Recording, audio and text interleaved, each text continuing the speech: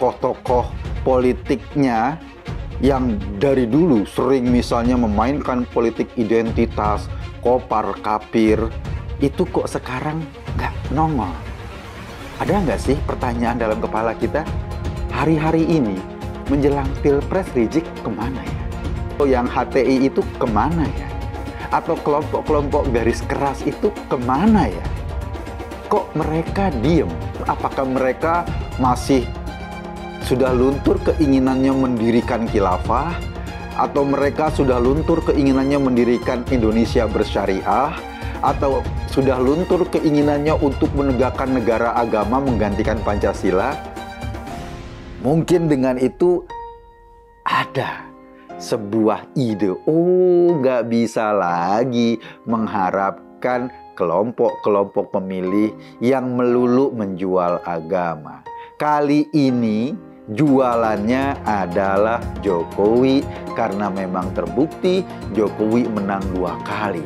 Pemilih-pemilih lama, orang-orang yang sebelumnya mendukung Prabowo, yang menggunakan jargon-jargon agama, yang gampang mengkafir-kafirkan, itu tetap dipelihara, tapi syaratnya mereka nggak boleh teriak. Jadi dalam konteks politik, ya di mata timnya Prabowo, Pak Jokowi posisinya nggak jauh beda sama Rizik, sama HTI, sama FPI. Cuma didekati untuk menarik suara.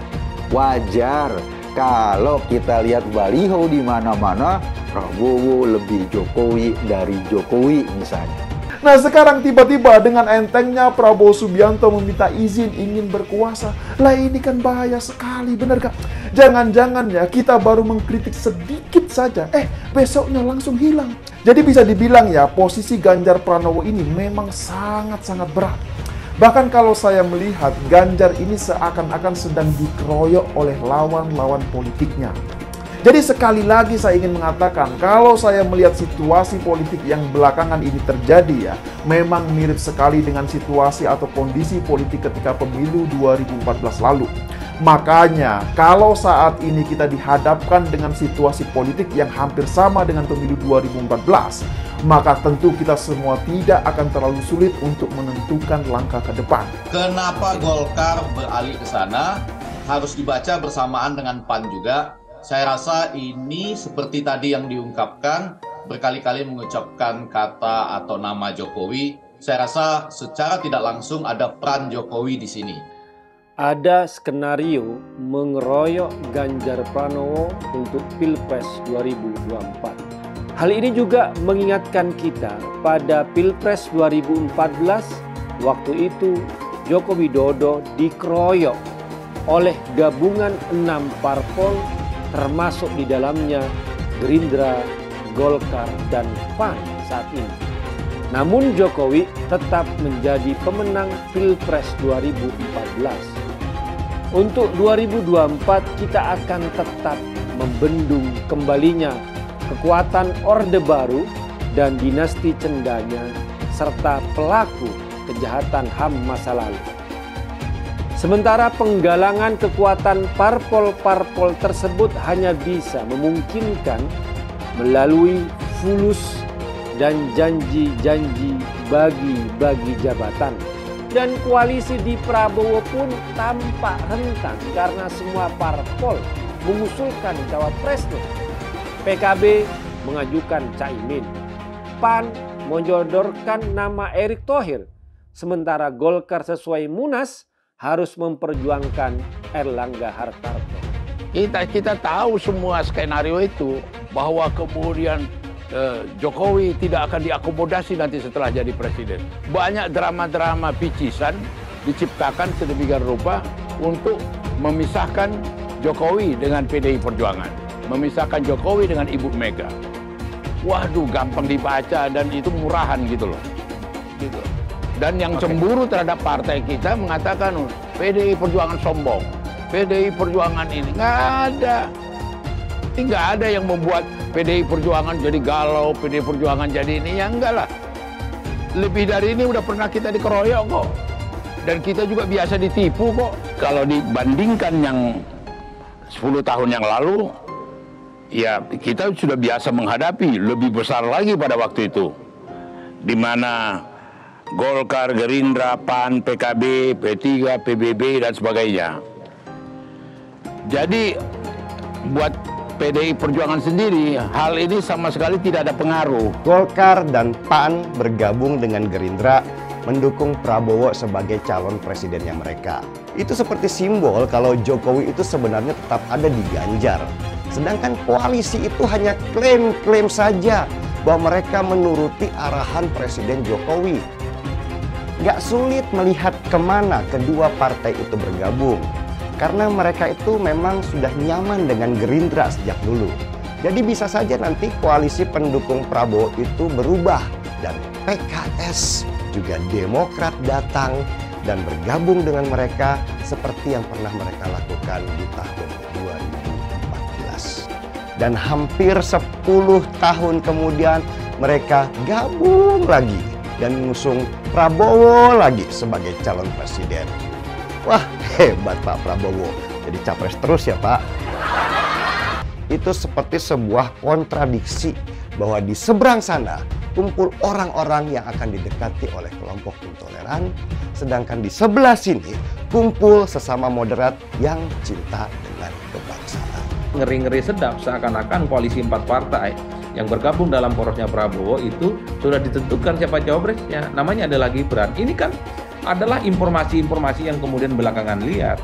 Gabungan partai pendukung Prabowo itu ada variabel Jokowi di situ, maka Gibran juga jauh lebih diunggulkan untuk bisa berpasangan dengan Prabowo di 2024. Di Indonesia sudah banyak kasus pilpres, banyak kasus pilkada, di mana gabungan partai politik yang banyak tapi tidak berkorelasi positif dengan tingkat kemenangan mereka di kontestasi politik elektoral. Kita minta mandat dari rakyat. Kita memang ingin. Kita ingin maju ke rakyat. Kita minta izin rakyat untuk kita berkuasa. Karena kita ingin berkuasa dan semoga Yang Maha Kuasa meridhoi itikat baik kita ini. Terima kasih. Selesai. Wassalamualaikum warahmatullahi wabarakatuh. Terima kasih GNPF. Terima kasih 212. Terima kasih FPI. Mereka mau nuduh kalian radikal. Saya katakan kalian tidak radikal. Penjajahan di depan mata itu di Jakarta. Kita semua pribumi ditindas. Kini saatnya kita menjadi tuan rumah di negeri sendiri. Saya bilang, Miss, ente nggak bisa jadi presiden. Kenapa? Karena presiden adalah orang Indonesia asli, saya bilang. Jangan hanya konsentrasi pada pembangunan benda-benda mati yang indah difoto dan bisa ditunjukkan dalam 5 tahun hasilnya. Kalau kita mau menilai sebuah janji, maka lihat janjinya atau lihat kenyataannya. Dulu janjinya apa ya? Dan ini aneh, betul-betul aneh. Ini bukan kampanye, tapi saya sampaikan sini. Di satu sisi menyiapkan jalur-jalur air untuk dikirim ke laut, di sisi lain di lautnya dipasang dengan pulau reklamasi, tinggal tunggu waktu jadi rob, air balik. Dan ini melawan sunatullah. Kenapa? Air itu turun dari langit ke bumi, bukan ke laut. Harusnya dimasukkan ke dalam bumi, masukkan tanah. Di seluruh dunia air jatuh itu dimasukkan ke tanah, bukan dialirkan pakai gorong-gorong raksasa ke laut. Jakarta telah mengambil keputusan yang fatal. Bukan banjir, itu memang parkir air. Bukan banjir, itu memang parkir air. Masyarakat berkeliling dengan membawa toa untuk memberitahu semuanya, termasuk sirine. Kaibon 82 miliar. Apa alat transportasi yang dimiliki oleh hampir setiap orang? Alat transportasi yang dimiliki semua orang adalah kaki. Kalau seandainya orang Jakarta percaya Pak Anies jadi gubernur pun, saya berani jamin kok dia akan lakukan normalisasi yang sama seperti saya lakukan kok. Gak usah bohong lah. Ketika air sampai di muara, maka siap untuk dipompa ke laut. Usir penjajah Jakarta, siap! Tangkap si Ahok sekarang! juga. Tangkap si Ahok. Tangkap si Ahok sekarang juga. Lagi. Cepat. Tangkap si Ahok. Tangkap si Ahok sekarang juga. Lengserkan Jokodok. Takbir. Siap serbu istana. Siap serbu istana. Siap ambil alih kekuasaan. Takbir. Pancasila Soekarno, ketuhanan ada di pantat. Anak Tuhan dari mana? Kalau Yesus anak Tuhan, bidangnya siapa? Takbir besok di seluruh wilayah Indonesia kami katakan dalam. Bapak Ibu yang dimuliakan Allah, oleh sebab itu solusi penyelesaian umat ini hanya satu. Apa itu? Khilafah. Tegaknya khilafah, maka selesailah masalah. Takbir. Halal haram demokrasi. Kita pakai dulu sementara sistem kafir ini. Orang bilang kafir mana bisa?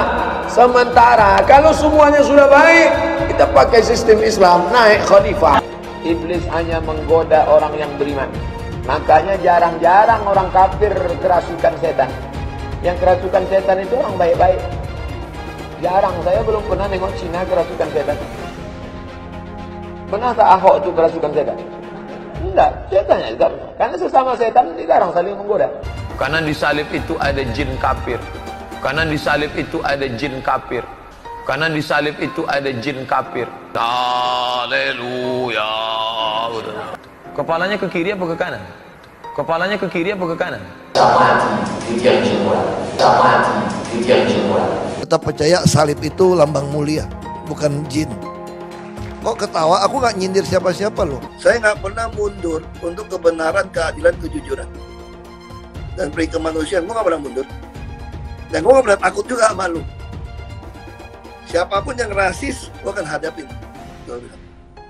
Karena rasis itu tidak berperi kemanusiaan. Kalau saya ditanya dulu kan, kamu nyesel nggak statement kamu di Pulau Seribu sehingga masih masuk penjara?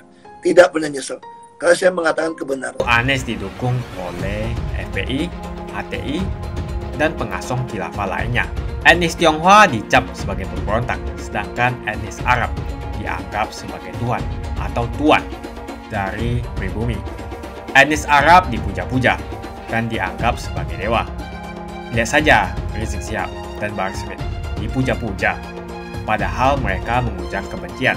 Pengasong khilafah seperti Rizik Syihab, Bahar Smith, dan teman-teman, mereka hanya buat gaduh di Indonesia. Relawan Anies terutama dari FPI, HTI, PA212 seperti Bahar Smith dan Rizik Syihab selalu menghujat Cina, etnis Cina. Tapi saat ini negara Cina sudah menjadi nomor 1 di dunia. Saya bangga sebagai Cina. Sedangkan negara Amerika sanjung-sanjung itu, Arab Yaman, masih belum maju dan masih terbelakang. Saya percaya Indonesia dengan mayoritas pribumi juga akan menjadi negara maju. Seharusnya Arab Yaman belajar dari negeri Cina. Seperti kata kitab suci, belajarlah sampai ke negeri Cina. Anies dan juga pendukung Anies seperti Rizik Syihab, Bahar Smith, dan kelompok-kelompok HTI dan FPI harus belajar ke negeri Cina supaya tidak lagi melakukan kelebihan bayar. Lihatlah rekam jejak Anies selama 5 tahun. Bayangkan Indonesia ke depan jika dipimpin oleh Anies. Dan bayangkan jika Anies menang. HTI dan FPI, ormas khilafah yang dibubarkan itu akan dikembalikan oleh Anies. Apakah kita mau Pancasila diganti menjadi khilafah? Tokoh-tokoh politiknya yang dari dulu sering misalnya memainkan politik identitas, kopar, kapir, itu kok sekarang nggak nongol? Ada nggak sih pertanyaan dalam kepala kita? Hari-hari ini menjelang Pilpres, Rizik kemana ya? Yang HTI itu kemana ya? Atau kelompok-kelompok garis keras itu kemana ya? Kok mereka diem?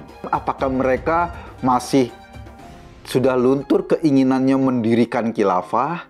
Atau mereka sudah luntur keinginannya mendirikan Indonesia bersyariah? Atau sudah luntur keinginannya untuk menegakkan negara agama menggantikan Pancasila? Kita sih seneng ya kalau kita ngelihat Pilpres kali ini, hoax atau fitnah itu udah jauh berkurang dibanding Pilpres 2014, 2019. 2014 kan kita tahu, aduh fitnahnya itu luar biasa. Itu ada tabloid obor rakyat yang nuding-nuding Jokowi PKI lah, ibunya nggak jelas lah. Ujung-ujungnya terakhir sampai kemarin soal persidangan ijazah palsu.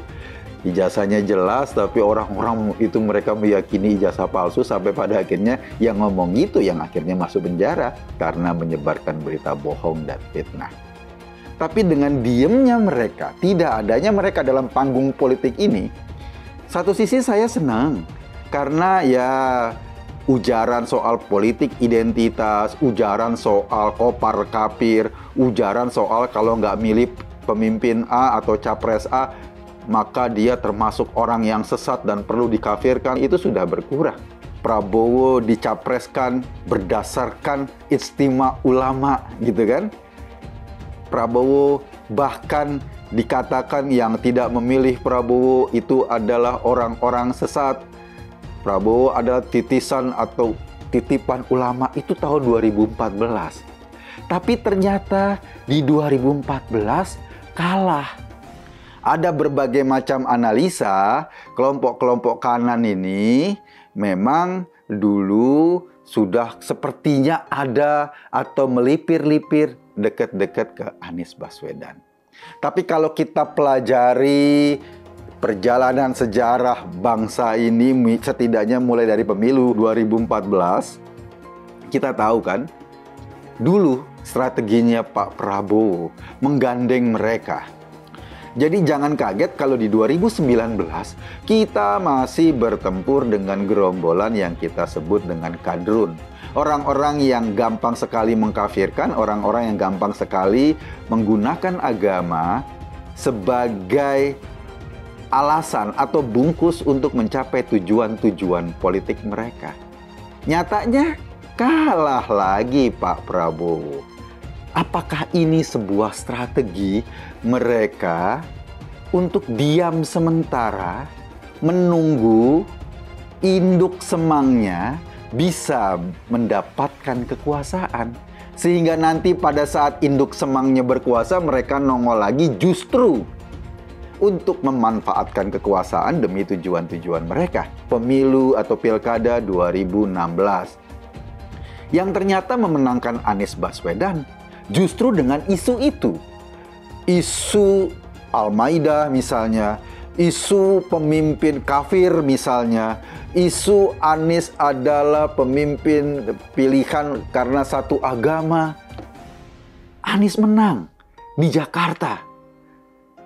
Alih-alih mengubah strategi kekalahan 2014 karena ada fenomena kemenangan 2019, isu itu dipakai lagi. Harapannya apa? Harapannya mudah-mudahan hasil dari Pilkada Jakarta merembet ke pemilu atau Pilpres 2019. Tentu ada evaluasi dong. Kok gue kalah ya? Padahal didukung oleh kekuatan yang tanda kutip menunggangi umat Islam, dan umat Islam adalah populasi terbesar di Indonesia. Kenapa udah pakai nama agama masih kalah? Mungkin dengan itu ada sebuah ide. Oh, nggak bisa lagi mengharapkan kelompok-kelompok pemilih yang melulu menjual agama. Kali ini jualannya adalah Jokowi karena memang terbukti Jokowi menang 2 kali. Pemilih-pemilih lama, orang-orang yang sebelumnya mendukung Prabowo yang menggunakan jargon-jargon agama yang gampang mengkafir-kafirkan, itu tetap dipelihara, tapi syaratnya mereka nggak boleh teriak, ya kan? Mereka nggak boleh ngomong, mereka nggak boleh sesumbar di lapangan sehingga kemudian para pendukung Jokowi, ternyata masih kita nggak mau lagi deh. Berbahaya kalau kelompok-kelompok ini yang akan memimpin Indonesia ke depan. Bisa-bisa bubrah nih Indonesia, kan gitu. Jadi sebetulnya, waduh, nggak bisa nih pakai kelompok-kelompok ini untuk menang Pilpres. Diubah strategi. Kebetulan waktu itu Pak Jokowi pada periode kedua sadar. Karena itu digandenglah semua kekuatan parlemen kecuali PKS dan Demokrat. Kenapa? Ya, kita tetap butuh oposisi lah. Kita butuh tetap suara-suara kritis di luar pemerintahan. Tapi semua kekuatan parlemen digandeng. Tujuannya apa? Tujuannya memuluskan berbagai perangkat aturan, perangkat undang-undang yang memang harus dibahas di parlemen. Kalau seandainya parlemennya nggak kuat, kan undang-undang yang kontroversial kayak gitu, padahal penting bagi pembangunan bangsa ke depan, nggak bisa ditelurkan karena terhambat di parlemen. Untuk itulah, maka Gerindra diajak masuk dalam pemerintahan. Prabowo memegang jabatan sebagai Menhan. Ada undang-undang IKN yang juga kontroversial pastinya. Ada undang-undang kesehatan tuh yang baru kemarin ditentang oleh ID karena memang peran ID diamputasi sedemikian rupa, bukan lagi menjadi satu-satunya organisasi profesi kedokteran yang diakui pemerintah. Bisa juga dokter-dokter membangun organisasi lain, organisasi profesi lain yang bisa diakui, ditampung di undang-undang kesehatan. Jangan kaget kalau pada periode kedua ini kita bisa melahirkan undang-undang Omnibus Law misalnya, yang tujuannya untuk memudahkan investasi kita sehingga ekonomi kita bisa mengantisipasi perubahan-perubahan ke depan. Jadi dalam konteks politik, ya di mata timnya Prabowo, Pak Jokowi posisinya nggak jauh beda sama Rizik, sama HTI, sama FPI. Cuma didekati untuk menarik suara. Wajar kalau kita lihat baliho di mana-mana, Prabowo lebih Jokowi dari Jokowi misalnya. Ada baliho presiden, fotonya bukan Prabowo sendiri, bareng-bareng sama Jokowi. Nah, golongan atau orang-orang yang tadinya memilih Jokowi mulai nih terpengaruh. Ih, orang ini sudah berubah. Dulu dia dekat-dekat dengan Rizik, dekat-dekat dengan HTI, dekat-dekat dengan FPI, dekat-dekat dengan semua kelompok-kelompok yang kadang-kadang mengharamkan demokrasi, kadang-kadang mencaci maki Jokowi sebagai presiden bohong-bohongan, kadang-kadang bahkan nggak mengakui hasil pemilu yang memenangkan Jokowi. Tapi sekarang dia nggak mau kelihatan dekat-dekat lagi. Dia lebih suka dekat-dekat dengan Jokowi. Saya nggak tahu sebetulnya apa yang terjadi, kenapa kelompok-kelompok yang dulu getol 212, yang dulu getol demo, yang dulu getol teriak-teriak tegakkan khilafah, yang dulu getol mengharam-haramkan pemilih Jokowi, yang dulu getol mengatakan bahwa memilih Ahok tidak pantas jenazahnya disolatin atau dimandikan dengan layak. Sekarang kemana? Ada yang menganalisa bahwa ini ya usaha untuk menarik dukungan dari pendukung Jokowi. Tapi ada juga yang ngomong ini mah presiden gak pede. Dulu deketin kelompok sana, pasang baliho bareng-bareng sama kelompok-kelompok sana, tokoh-tokoh di sana. Sekarang yang dideketin adalah kelompok seberangnya, pasang baliho bareng-bareng. Kapan menunjukkan jati dirinya sendiri sebagai seorang pemimpin, sebagai seorang leader? Jangan-jangan ini bukan leader, ini cuma dealer yang deal sana, deal sini, deal sana, deal sini.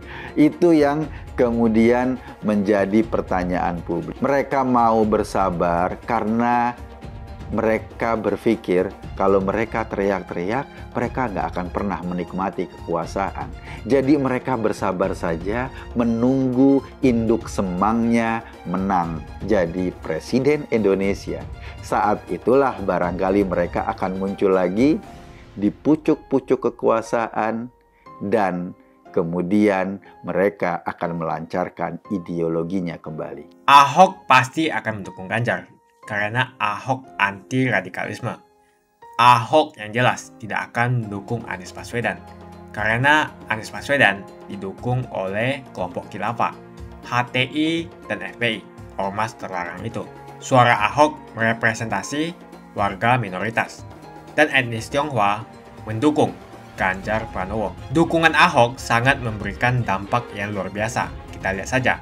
Saat itu Ahok mendukung Jokowi, dan Jokowi berhasil menang sebagai presiden. Dan saat ini Ahok akan mendukung Ganjar Pranowo, dan saya yakin Ganjar akan menang di Pilpres 2024. Saya yakin Ahok tidak akan memilih orang-orang yang pernah bermasalah dengan dirinya di masa lalu. Apalagi bukan hanya bermasalah dengan dirinya, tapi bermasalah dengan etnis dan agamanya. Siapa lagi kalau yang dimaksud adalah kelompok-kelompok dari pendukung atau pengasong khilafah, seperti ormas yang sudah dibubarkan itu, HTI, FPI, dan PA212, di mana mereka mendukung Anies Baswedan. Salah satu tokoh yang saya hormati dan hargai adalah Ahok, khususnya dalam bidang politik. Bapak Ahok memiliki nama asli, Basuki Cahayapurnama, yang sangat luar biasa dalam mengedepankan integritas sebagai seorang politisi yang jujur, berani, transparan, dan profesional.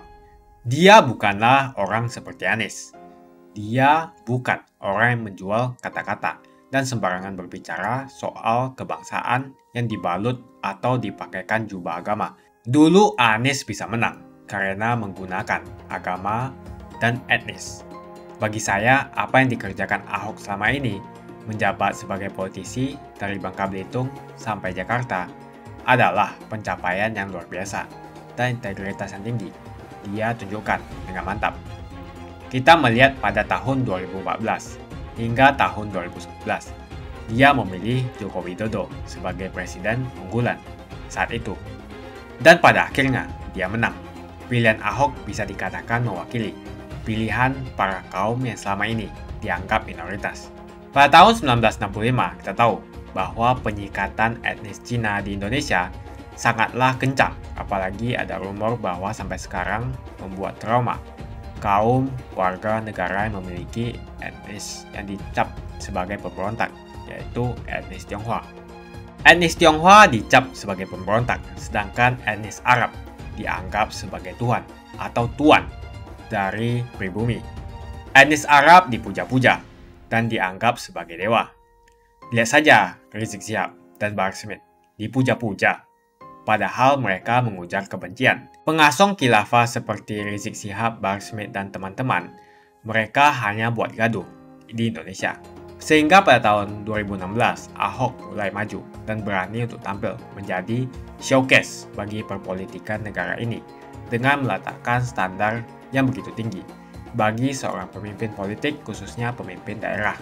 Ternyata isu-isu suku, agama, dan ras antar golongan pada tahun 2017 masih terjadi dan begitu masif yang dilakukan oleh kelompok-kelompok kadrun itu. Isu agama, ras, dan antar golongan dinikmati oleh relawan Anies. Saat itu Anies didukung oleh FPI, HTI, dan pengasong khilafah lainnya. Pada akhirnya Ahok harus kalah, namun kekalahan dia adalah kekalahan yang membuka mata rakyat Indonesia bahwa masih ada orang-orang yang menang dengan cara menggunakan politisasi agama atau politik identitas berbasis agama. Ternyata banyak sekali orang yang dengan mudah terhasut lewat jalan-jalan seperti itu. Maka bisa kita katakan bahwa tokoh politik yang didukung Bapak Ahok adalah tokoh politik yang memperjuangkan hak segala bangsa, seperti yang dituliskan di Pancasila, yakni sila kelima mengenai keadilan sosial bagi seluruh rakyat Indonesia, tanpa memandang etnis, suku, agama, dan ras. Dan hal tersebut mengacu pada tokoh Ganjar Pranowo yang harus kita pilih dan harus kita coblos nanti di pemilu 2024 nanti. Yang pasti bukan Anies Baswedan. Relawan Anies, terutama dari FPI, HTI, PA212 seperti Bahar Smith, dan Rizik Syihab selalu menghujat Cina, etnis Cina. Tapi saat ini negara Cina sudah menjadi nomor 1 di dunia. Saya bangga sebagai Cina. Sedangkan negara yang mereka sanjung-sanjung itu, Arab Yaman, masih belum maju dan masih terbelakang. Saya percaya Indonesia dengan mayoritas pribumi juga akan menjadi negara maju. Seharusnya Arab Yaman belajar dari negeri Cina, seperti kata kitab suci. Belajarlah sampai ke negeri Cina. Anies dan juga pendukung Anies, seperti Rizik Syihab, Bahar Smith, dan kelompok-kelompok HTI dan FPI, harus belajar ke negeri Cina, supaya tidak lagi melakukan kelebihan bayar. Yang jelas saya memilih pribumi, bukan yang dari Yaman. Ganjar jelas pribumi, nasionalis, dan pasti akan melanjutkan visi dan misi dari Pak Jokowi.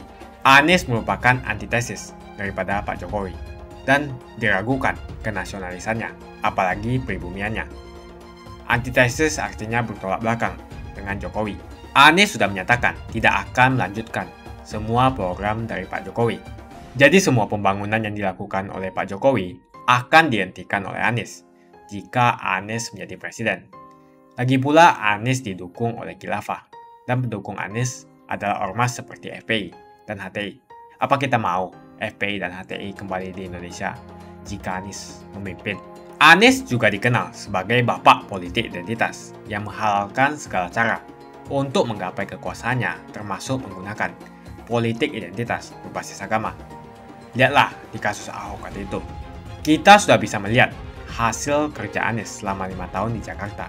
Tidak ada satupun janji yang dipenuhi dan tidak ada kinerja yang bisa dibanggakan. Dari DP 0%, OKOC, kelebihan bayar, Formula E, banjir, sumber resapan, jalan rusak, dan gonta-ganti nama jalan. Lihatlah rekam jejak Anies selama 5 tahun. Bayangkan Indonesia ke depan jika dipimpin oleh Anies. Dan bayangkan jika Anies menang. HTI dan FPI, ormas khilafah yang dibubarkan itu akan dikembalikan oleh Anies. Apakah kita mau Pancasila diganti menjadi khilafah? Bagian Indonesia Timur yang mayoritas non-muslim seperti Bali tidak akan setuju dengan khilafah atau sistem khilafah. Mungkin Indonesia akan bubar jika Anies menjadi presiden. Perkataan Ahok sudah terbukti dan Jakarta sudah menjadi korban. Jangan biarkan Indonesia menjadi korban kibulan Anies Baswedan. Umat minoritas, terutama kaum Tionghoa, tidak akan memilih Anies Baswedan. Saya yakin karma Ahok mengejar Anies Baswedan. Dulu Anies memainkan politik identitas kepada Ahok. Sekarang Anies dipertanyakan kepribumiannya karena dia teriaman. Itu saja opini saya hari ini. Tuliskan opini kalian tentang Anies Baswedan. Jika kalian setuju dengan pendapat saya di video ini, pastikan kalian menekan like di video ini. Dan bagikan video ini ke teman dan family Anda supaya mereka semua mengetahui tentang informasi ini.